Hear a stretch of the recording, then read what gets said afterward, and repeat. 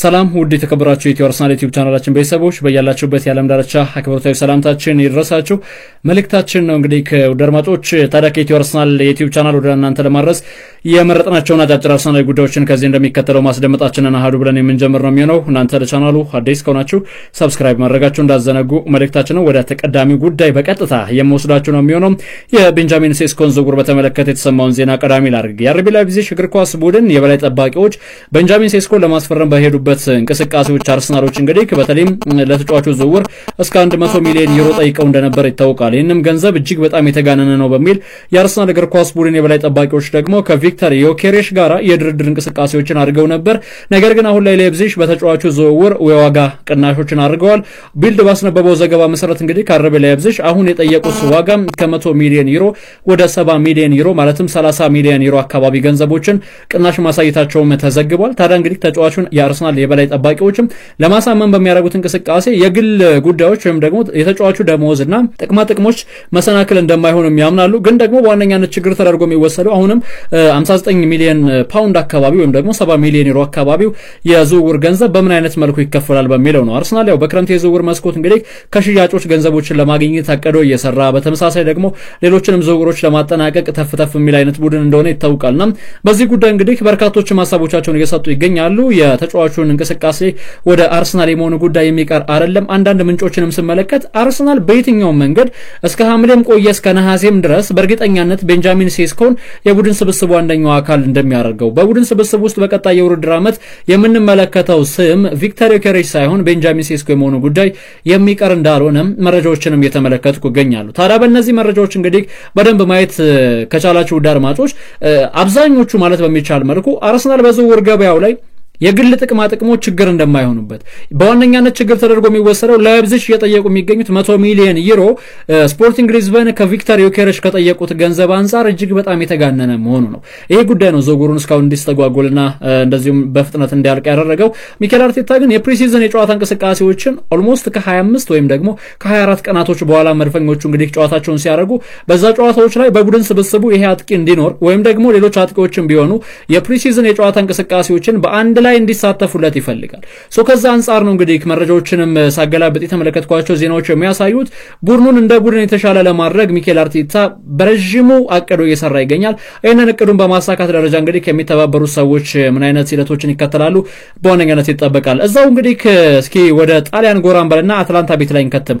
የአትላንታው አጥቂ አዲሞላ ሉክማንን በተመለከተ እንግዲህ በሰሞኑ ቀን ያው በርካታ ተጫዋቾች ከአርሰናል ጋር ስማቸው የተነሳ ነው የሚገኘው። ነገር ግን አዲሞላ ሉክማንን ለማስፈረም በሚደረገው እንቅስቃሴ የአርሰናል እግር ኳስ ቡድን ፈላጊ ሆነው ብቅ ብሏል። ተጫዋቹ ያው ከጋስፔሪኒ ጋርም ግጭት ውስጥ ገብቶ እንደነበር ይታወቃል። በዩሮፓ ሊግ ፍጹም ቅጣት ምት ካመከነ በኋላ በህይወት ዘመኔ ከተመለከትኳቸው ይሄ ደካማ የፍጹም ቅጣት ምት መቺ ተጫዋቾች መካከል አዲሞላ ሉክማን አንደኛው ነው ሲል ጋስፔሪኒ አስተያየት ሰጥቶ ነበር። በዚህ ጉዳይ እንግዲህ ምቾት እንዳልተሰማው ተጫዋቹም የተጫዋቹ ወኪልም አስተያየታቸውን ሰጥተው ነበር።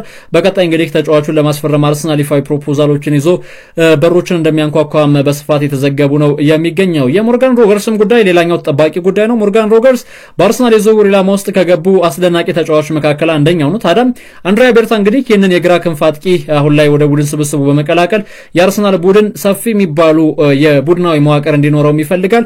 ሞርጋን ሮገርስን በተመለከተ እንግዲህ ከጥቂት ጊዜያቶች በፊት ከተጫዋቹ ጋር ንግግር እንዳደረጉ የሮገርስ ዝውውር እስከ 70 ሚሊዮን ዩሮ አካባቢ ሊደርስ እንደሚችል አስቶን ቪላ ተጫዋቹን ለመልቀቅ ፍቃደኛ ለመሆኑን እነዚህ ነገሮችን በሙሉም አንድሪያ ቤርታ ጥንቅቅ አድርጎ ያውቃል። ስለዚህ በድርድር የተጫዋቹን ዝውውር ወይም ደግሞ ገንዘቦችን ማስቀነስ በሚቻልበት ሁኔታ ሰፊ የሚባሉ ስራዎችን እየሰራ እንደሚገኝ የተጫዋቹን ጉዳይ በዋነኛነት እንግዲህ ወደ ኤምሬትስ ስቴዲየም ፊቱን የሚያዞርላቸው ከሆነ ስኬታማ የሚባሉ ፕሮጀክቶችን ለመንደፍ የተጫዋቹ ሚና ጉልህ እንደሆነ ያስባሉ ተብሏል። ጎን ለጎን እንግዲህ ከአርሰናል በአጥቂ መስመር ሰላፊዎች የማሰስራውም የኤብሪቼዜም ዝውውር እንግዲህ የሚዘነጋ ጉዳይ አይደለም። ኤብሪቼዜም አለ፣ ኑኖ ሙዱኬ አለ፣ ከዛ ማለፍ ሲል ሮድሪጎ አሉ። እነዚህ ስሞች እንግዲህ በአርሰናል ቤት በሰፊው እየተሰሙ የሚገኙ ጉዳዮች ናቸው።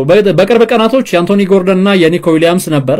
አሁን ላይ ግን ሌሎች ተጫዋቾች እንግዲህ ከሮድሪጎ ከዛም እንደገና ሙዱኬ ከዛም ኤብሪቼዜ ሞርጋን ሮገርስን ጨምሮ አሁን ደግሞ አዲሞላ ሉክማን የሚሉ ስሞች እየተሰሙ ይገኛሉ። ይሄ የሚያሳየው የአርሰናል እግር ኳስ ቡድን በክረምት የዝውውር መስኮት ምን ያክል የተሻለ በሚባል መልኩ ቡድኑን በተሻለ መልኩ ማጠናከር እንደሚፈልግ የተሻለ ቡድናዊ ግንባታዎችን ለመገንባት ላይታች እየደከሙ እንደሚገኙ ማሳያ ነው። ወደ በኋላ ላይ ያነሳዋለሁ። በመከላከል ዞኑ ላይ የሚሰሙ አንዳንድ ስሞች አሉ የሙስኬራን ጨምሮ። ነገር ግን አሁንም በማጥቃት ዞኑ ላይ እንግዲህ ከአንድሪያ ቤርታ ኤዜን ወደ አርሰናል ማዛወር በሚችልበት ጉዳይ በዋነኛነት አበክሮ እየሰራ ነው። ኤዜም ወኪሎቹም እንደዚሁም ደግሞ ከአርሰናል የበላይ ጠባቂዎች ጋር አዎንታዊ የሚባሉ ንግግሮችን አድርገዋል። ፍቃድም እንደዚሁም ክርስቲያን ፓላስ የሚሰጠው ከሆነ ከአርሰናል ጋር ለመደራደርና አርሰናል ለመቀላቀል ዝግጁ ነው። የተጫዋቹ ውል ማፍረሻ ወደ 68 ሚሊዮን አካባቢ ነው ውድ አድማጮች። ይህንንም ገንዘብ ለመክፈል እንግዲህ ምንም አይነት ችግር የለባቸውም አርሰናላውያን። በተለይ 68 ሚሊዮን ይህንን ገንዘብ ዝቅ ለማስደረግ ይጥራሉ። ግን ደግሞ የ26 ዓመቱ ተጫዋች በፕሪሚየር ሊጉ ልምድ አለው። በፕሪሚየር ሊጉ ያሳያቸው እንቅስቃሴዎች አስደናቂዎች ናቸው።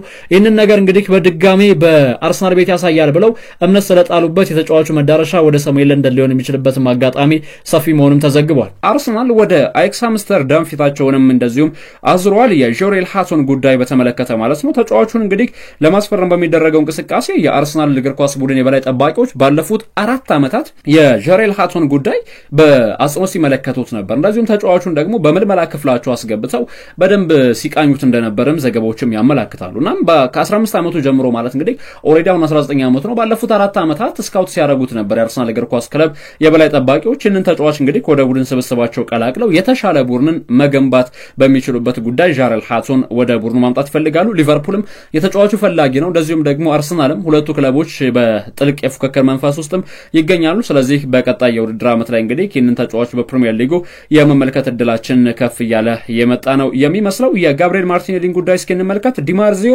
ይህንን ጉዳይ በተመለከተ ማረጋገጫ ሰጥቷል። ጋብሪኤል ማርቲኔሊ እንግዲህ በክረምት አርሰናልን መልቀቁ በተመለከተ አንድ ጥያቄ ቀርቦለት ነበር ለዲማርዚዮ። የአርሰናል እግር ኳስ ክለብ በዚህ የዝውውር መስኮት ላይ በፍጹም ይህንን ተጫዋችም ማጣት አይፈልጉም። ምክንያት ከተባለ ደግሞ በዝውውር ገበያው ላይ ስማቸው የሚነሱ ተጫዋቾች እጅግ በጣም ከፍተኛ ገንዘብን እየተጠየቁ ስለሆነ የአርሰናል እግር ኳስ ቡድን ግን አሁንም ቢሆን በክለብ ውስጥ ያሉ ከዋክብቶችን በማቆየት የተሻለ የሚባል የእግር ኳስ ኬሪር እንዲኖራቸው እንደዚሁም ደግሞ የተሻለ የሚባልን እንቅስቃሴን ማሳየት እንዲችሉ ለማድረግም አበክረው እየሰሩ ይገኛሉ የሚሉ መረጃዎችም ተሰምተዋል። ስለዚህ በአርሰናል ቤት እንግዲህ ጋብሪኤል ማርቲኔሊ ቆይታዎችን የማድረጉ ጉዳይ የሚቀር አይደለም። ይህንንም ዲማርዚዮም አረጋግጧል። በቀጣይ የውድድር ዓመታት ላይ የተሻለውን ጋብሪኤል ማርቲኔሊን እንግዲህ ልንመለከት የምንችልበትም እድል ሰፊ ነው። በዝውውር ገበያው ላይ ወደ ሳውዲ አረቢያም ያመራል ተብሎ ነበር። ከሳውዲ አረቢያም እንደዚሁም ደግሞ ጎን ለጎን ወደ ተለያዩ ትልልቅ ክለቦችም የሚዘዋወርበት እድልም ሰፊ ሆኗል ተብሎ ነበር። የአርሰናልና የክርስቲያን ሙስኬራ ጉዳይ በዋነኛነት አሁን ላይ በሰፊ የተሰሙ የሚገኙ የዝውውር ጉዳዮች መካከል አንደኛው ነው። መድፈኞቹ አርሰናል ይህንን ተጫዋች ወደ ቡድን ስብስባቸው መቀላቀል በሚችሉበት ጉዳይ ሰፊ የሚባሉ ንግግሮችን ለማድረግም ዝግጁ ናቸው ተብሏል። 20 ዓመቱ ላይ ነው የሚገኘው። ለስፔን ብሔራዊ ቡድን የተጫወተ የሚገኘው ክርስቲያን ሙስኬራ እንደ ቡድን እንግዲህ ለአርሰናል እግር ኳስ ቡድን የመጫወት ሰፊ ህልም እንዳለውም ተገልጿል። ተጫዋቹ በኮሎምቢያና በስፔን የጥምር ዜግነት ባለቤት ነው። ነገር ግን ለስፔን ብሔራዊ ቡድን ለወጣቶቹ ማለት ነው ይሄ ከ21 ዓመት በታች ላለው ብሔራዊ ቡድን በቋሚነት ጨዋታዎችን እያደረገ ይገኛል። ለአብነት ያክል ከ4 ወይም 5 ቀናት በፊት የእንግሊዝ ብሔራዊ ቡድንና የስፔን ብሔራዊ ቡድን ባደረጉት ጨዋታ ሙሉ 90 ደቂቃ ተጫውቶ እንዳሳለፈም ይታወቃል። ተክለሰውነቱም ገዘፍ ያለ ተጫዋች እንደሆነም ነው ፕሮፋይሉም የሚያሳየው። ይሄ ተጫዋች እንግዲህ 1 ሜትር ከ91 የሚረዝመውን የመሃል ተከላካዩን ወደ ቡድን ስብስባቸው መቀላቀል በሚችሉበት ጉዳይ የሚኬል አርቴታ ቡድን አበክረው እየሰራ ይገኛል። አሁን ላይ አርሰናል ሰውን በሰው በመተካት ደረጃ እንግዲህ ሰፊ የሚባሉ ሂደቶችን እየከወኑ ነው የሚገኙት። ከዚህ በፊት ቀደም ሲል እንደነገርኳችሁ እንግዲህ በአማካይ መስመሩ ላይ ታድሶችን አድርገዋል። አሁን ደግሞ በተከላካይ መስመሩ ላይ የሚገኙ የተለያዩ እንቅስቃሴዎችን መከወን ይፈልጋሉ። በተለይ በመከላከል ዞኑ እንግዲህ ጠንከር ያሉ እንዲህ ፊዚካሊ ሁለገብ የሚሆኑ ተጫዋቾችን ይፈልጋሉ። በነገራችን ላይ ሙስኬራ የሴንተር ባክነት ሚናን ብቻ ሳይሆን የቀኝ መስመር ተመላላሽ ሆኖ ጭምር መጫወት የሚችል ተጫዋች ነው። ይህንን ተጫዋች ወደ ቡድን ስብስባቸው መቀላቀል በሚችሉበት ጉዳይ ሰፊ ስራዎችንም ለመስራት እንደዚሁም ዝግጅታቸው ማጠናቀቃቸው ነው እየተገለጸ የሚገኘው። ወደ ተከበራችሁ አድማጮቻችን ከኢትዮ አርሰናል ዩቲዩብ ቻናል እንግዲህ ለዕለተ ቅዳሜ ወደ እናንተ ያደረስናቸው ስፖርታዊ ጉዳዮቻችን እነዚህን ይመስሉ ነበር። በያላችሁበት የዓለም ዳርቻ መልካም ጊዜ ተመኘው። መልካም ቀን